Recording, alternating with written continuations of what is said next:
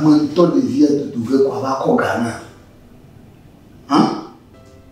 On me recale à la main.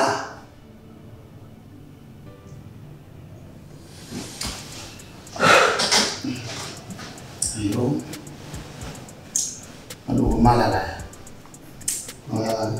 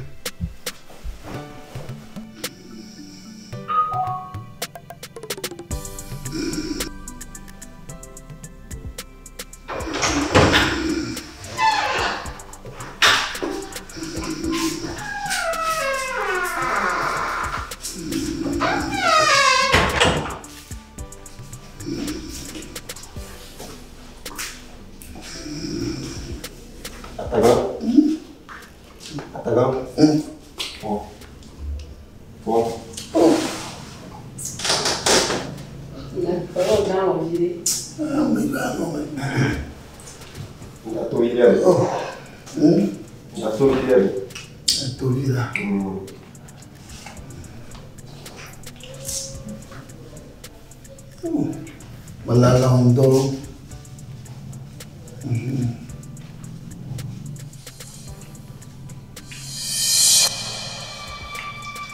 Voilà. D'accord, on est qui voilà.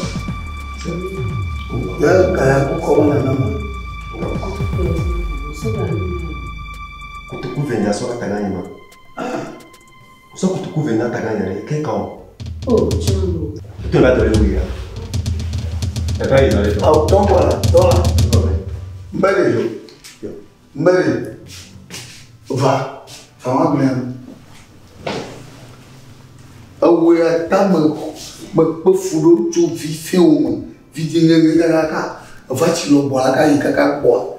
Kutukuve comment? Hein? Ah ouais, y'a me demanonchi. Afito kumo vidingue. Faut pas de temps kaka. Dranou drané bon. Drato manimo. Pas fou de temps kaka. Ne va-tu y vode. Kaka bovia quoi. Va que tu couvres quoi là?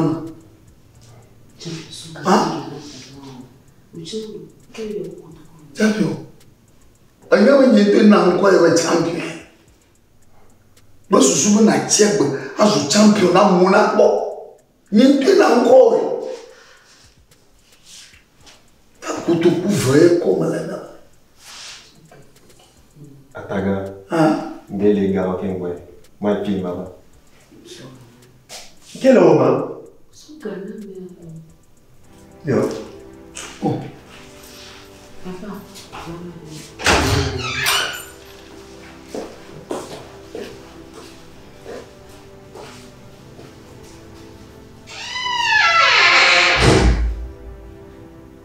Chaud. Allô, mon champion.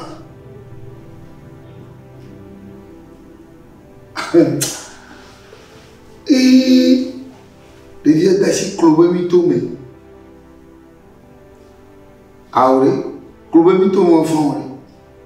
Agora quando eu me dou o que vier, devia dar o que. E que agora que tu como na mão vamos correr. Mas da susto devia dia chegar. Não me não. Oh, mas vai de rade. Tu champion. A gente viu um coco tu fazer de gabu boma do bah, atacar, bater mama, quanto? Ah, vient de soumis. Nous tu n'as que le dire. On va nous jouer. T'as pas de voilà chine voilà. Il me devient dire mon caca au chiba. Il vaut de caca. Avant coco tu couvre. Avant vous brûler anti. Quand tu couvres il me dit. Fais ce vidéo. Pas tu me connais pas.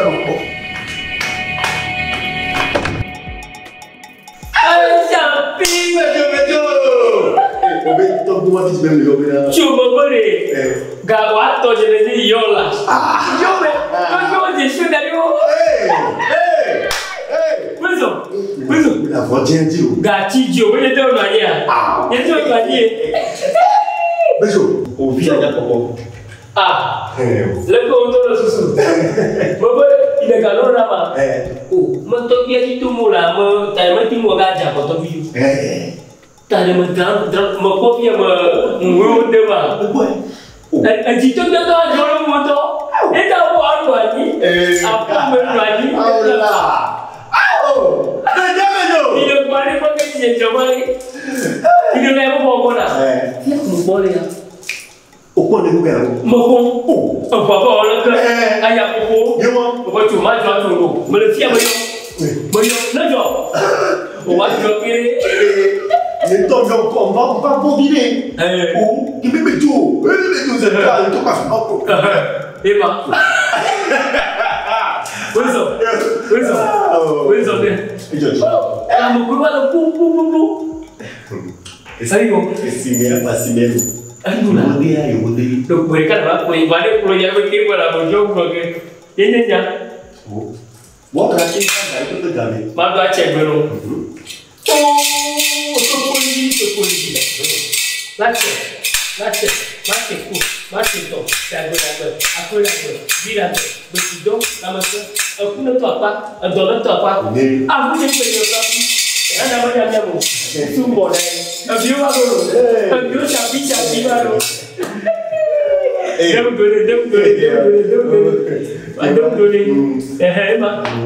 Donne. Coucou, mais je regarde la gueule. Oh, mais il y a tout marron, allô? Ne pas si dans le jour.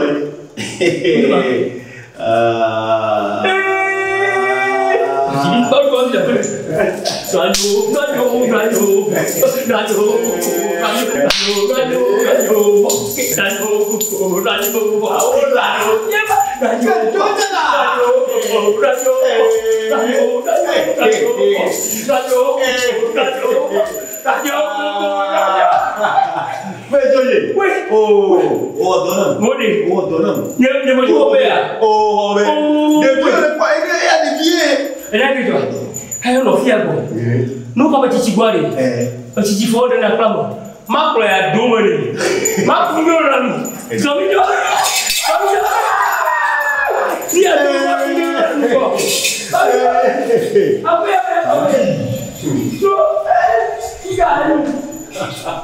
Elle voit le pied là! Mon père, elle voit le là! Hey, tu vas pas courir à tout le monde! Courir là, courir là!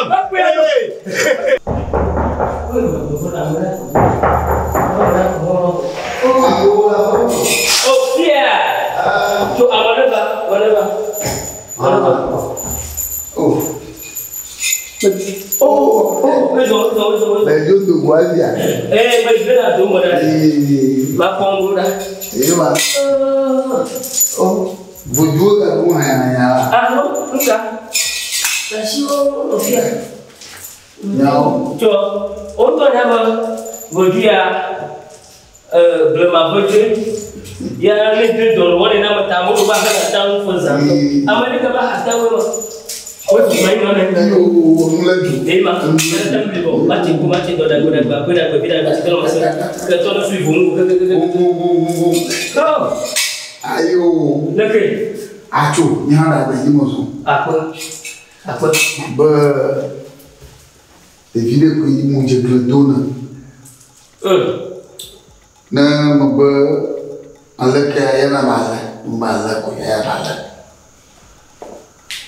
il est champion.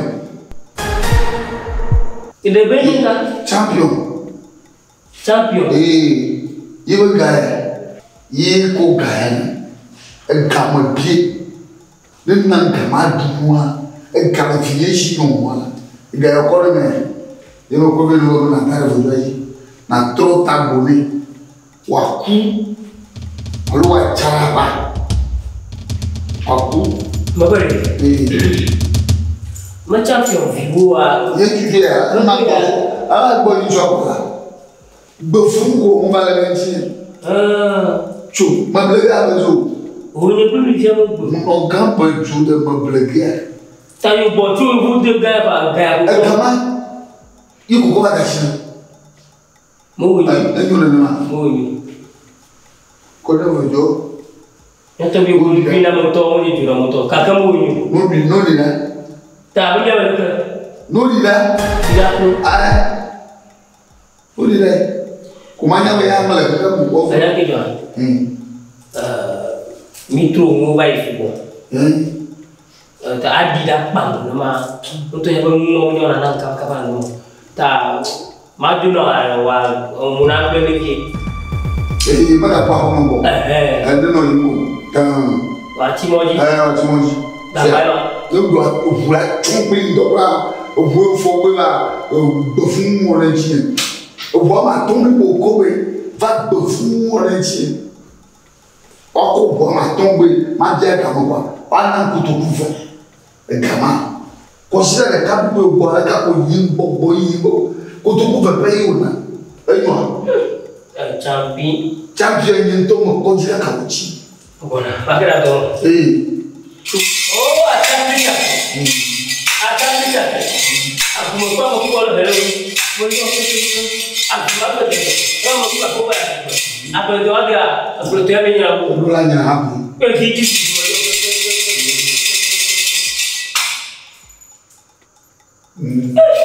ọkọ ẹtọ kẹmọ pọ̀yìnà ńlọ́gà àwọn ọmọ ẹ̀ pọ̀yìnà ó.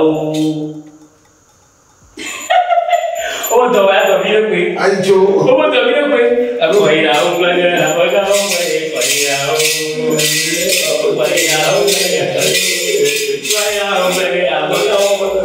akọ̀kọ̀ ló ń wọ̀ ẹ̀. wọ́n lọ́gà. ẹgbẹ́ ìdọ̀mọ̀ kò ní tó náà yà ń gbogbo ya mọ́ ọ̀nà gbogbo ya ìdílé kúmọ̀lé fanafana ní gbogbo àtọ́pẹ́ yà yà mọ́ lọ́rẹ́ yìí. ọmọ gbẹ́rẹ́ èyí mú ọ̀ yíma. yíma. Máa ṣe ń kọ́. máa ṣe kó máa ṣe gbọ́dọ̀ gbọ́dọ̀ kẹtọ́ tọ́lọ́ fún mi. góńgóńgóńgóńgó. yíma. Bumu ni wọ. Bumu ẹ lẹ bọ. Tí o mú kẹ́mu. Àwọn ẹni àti ọ̀jọ̀ gà. Ọjọ́ ọjọ́ kò. Wọ́n á fi wé. Ne yi a. Ọmọ ẹjí kẹ́ tó ń gbé. Tuma jí. Na jí ń gbé tó ń tọ́ ń gbé. Alẹ́ bọ̀ ní ọmọ ẹjí yà tó ń kó àwọn ojú yà tó ń kó mi á gbé kó.